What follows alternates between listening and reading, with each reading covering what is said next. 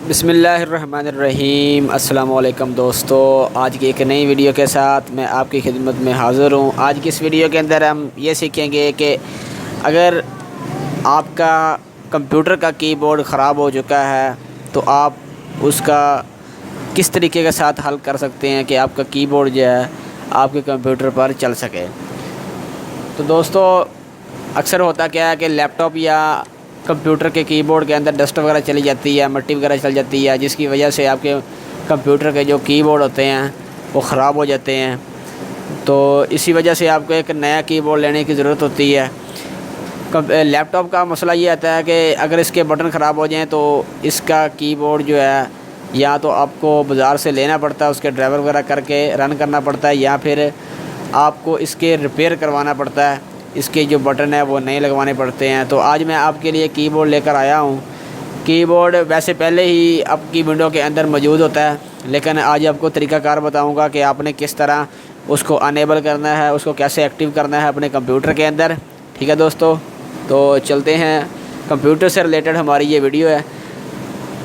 तो आपने क्या करना है, अगर आपके पास विंडो 7 है या विंडो 10 है, कोई भी विंडो है, आपने उसके सर्च बार में यहाँ पर लिखना है। सर्च बार में यानी जहाँ पर स्टार्ट लिखा होता है, यहाँ पर आपने लिख देना है ऑन स्क्रीन कीबोर्ड लिखना है आपने। ठीक है दोस्तों, तो ये देखें, ऑन स्क्रीन कीबोर्ड लिखेंगे।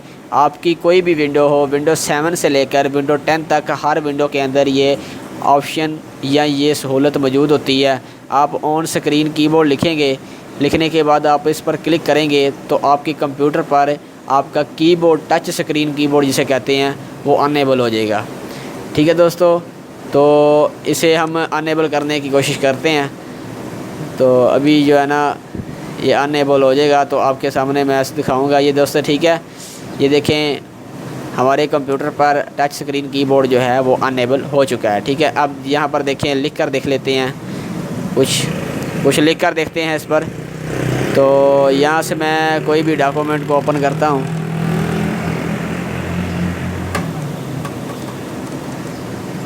थोड़ा सा वेट कीजिएगा।